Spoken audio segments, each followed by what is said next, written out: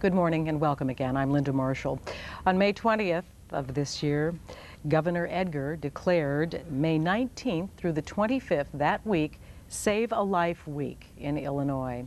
The Save a Life Foundation was founded by Carol Spizzirri. She is founder and president. She's here with us today to tell us about Save a Life Foundation, its work, its progress, all of the good things that it's doing, and also with us, Charlie Sopko, and he is a firefighter. He's a paramedic in Oak Forest and co-chair of the Save a Life Foundation for Kids. We thank you so much for joining us today, and we need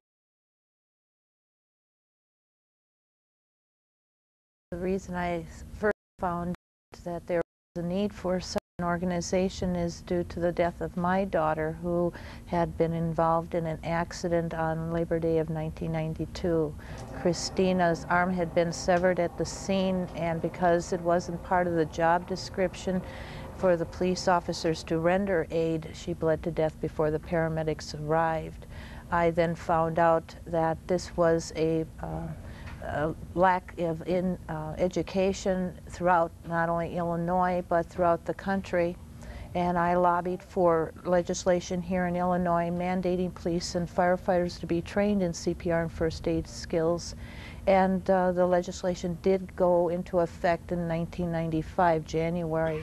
Meanwhile, because it was a mandate, I went to Washington, and Congressman Durbin was kind enough to allow me into his office, and when I told him of the situation, he put together an appropriations bill with the help of the National Highway Traffic Safety Administration, and President Clinton signed that appropriation into law, also going into effect in January of '95. That monies then will allow communities to take it and train their people in CPR and first aid skills.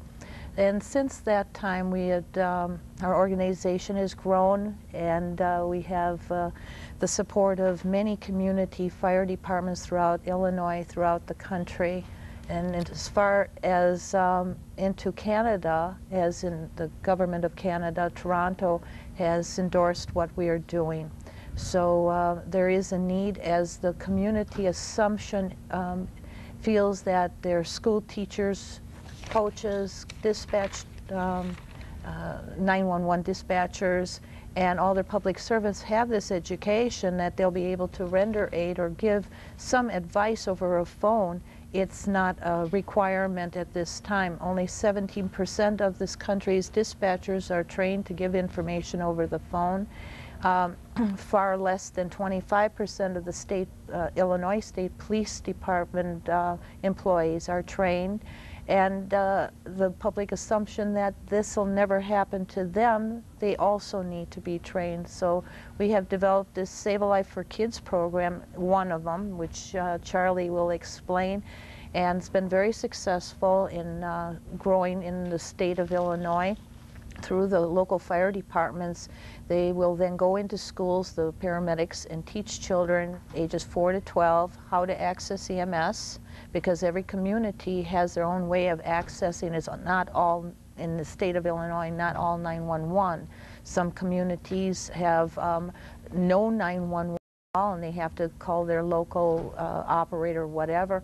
In fact, on the Illinois highways, star 999 is the local or the number to call for an emergency, but once you go over to the state line of Wisconsin, it's 911. So the EMS people are the ones who know the number.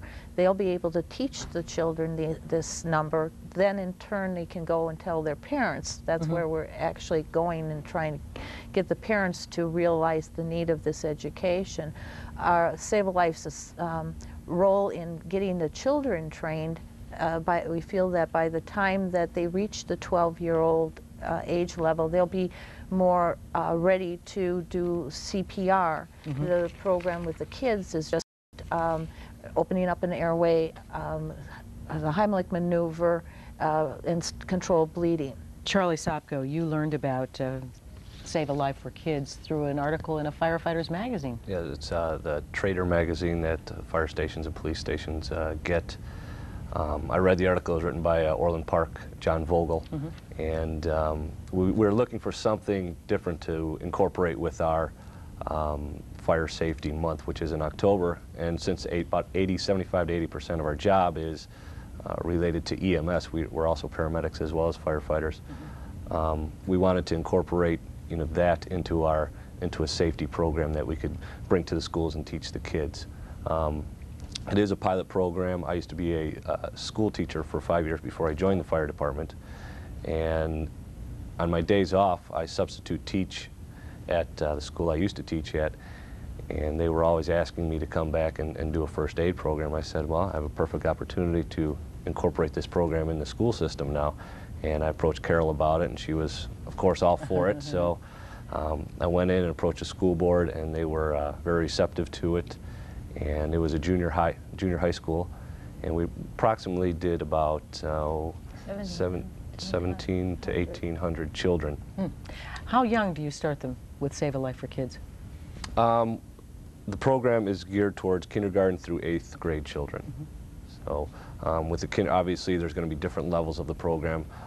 We couldn't teach the 8th grade program at the kindergarten level; they just wouldn't understand. So we're revamping the program. We're in the process of doing just about done with it, to where we have a kindergarten and 2nd grade program, a 4th grade program, and a 6th and 8th grade program. We're going to go in every 2 years, kind of like a CPR certification that we go through. Did you have any trouble convincing your fire department to embrace this? No, not at all. Our chief is, and the rest of the guys in our department are behind us, and they're always helping us out and covering some time for us when we need it. And have you had a great deal of success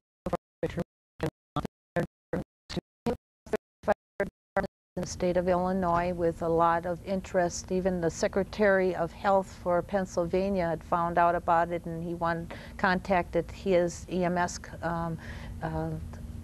department in Pennsylvania and asked them to get involved with what we're doing. So the word is going out very fast, because it's only a 1-hour program. And the state PTA, Judy Bundy, sits, she's the vice president for the Illinois State PTA. She sits on our committee, and not only has the state PTA endorsed the program and is helping promote the program, is helping open up the school doors, because they see that this prevention is, when prevention isn't enough, you need to know what to do. Okay, Carol Spizzirri is founder and president of Save a Life Foundation. Again, Charlie Sopko is a firefighter, a paramedic in Oak Forest, and co-chair of Save a Life for Kids. We're going to talk more about the Save a Life Foundation and its programs right after this message.